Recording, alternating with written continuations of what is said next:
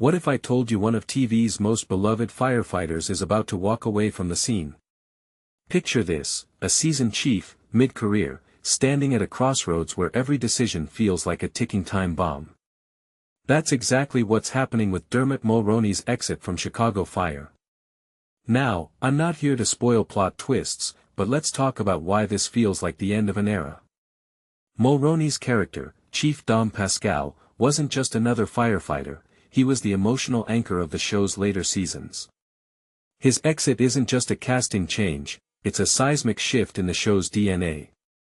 Think about it, when a character like Pascal, who's been both a mentor and a rival to the main cast, leaves, it's like tearing out a page from the storybook. What does that say about the show's direction? Is this a sign that Chicago Fire is finally ready to evolve, or is it a desperate move to keep things fresh? Personally, I think it's a bit of both.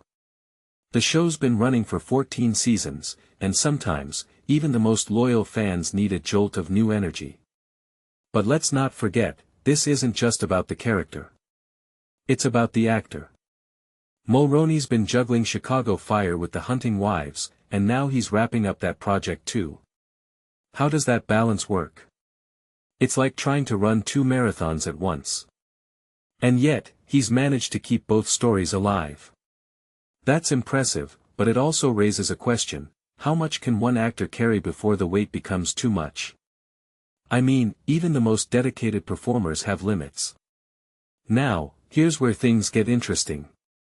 The season 14 finale left Pascal in a precarious spot, literally, as the roof collapsed during a warehouse fire.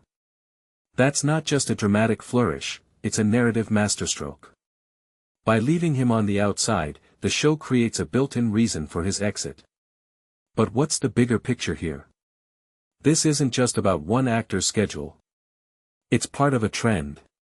Chicago Fire has been losing key players over the past year. Joe Minoso's exit is another nail in the coffin for the original core cast. And yet, the show's leads, Taylor Kinney and Miranda Ray Mayo, are sticking around. That's fascinating. Why prioritize some actors over others?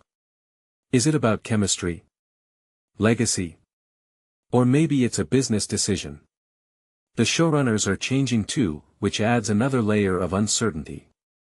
Victor Turan stepping in as the new showrunner, what does that mean for the tone? Will the show become more edgy? More serialized? Or will it double down on its roots? I'm guessing the latter, but I could be wrong. And then there's the new blood, Da Vinci joining as Marcus Burke. He's described as roguish and funny, which is a welcome contrast to the show's usual intensity. But will he fit? New characters are always a gamble. They can either inject fresh energy or feel like a forced reboot. Let's not forget, Chicago Fire has been around longer than some of its fans. It's a show that's weathered storms, both literal and metaphorical. But here's the thing, when a show loses its original heartbeat, it risks becoming a shell of itself. Mulroney's exit isn't just a plot point, it's a mirror held up to the show's future. What happens when the people who defined the show's identity start to leave? Does the show find new voices, or does it spiral into nostalgia? I'm not sure, but one thing's clear, the writing is on the wall.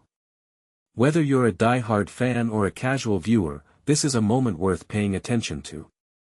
Because in the end, every exit is a story waiting to be told, and Chicago Fire has never been one to shy away from that.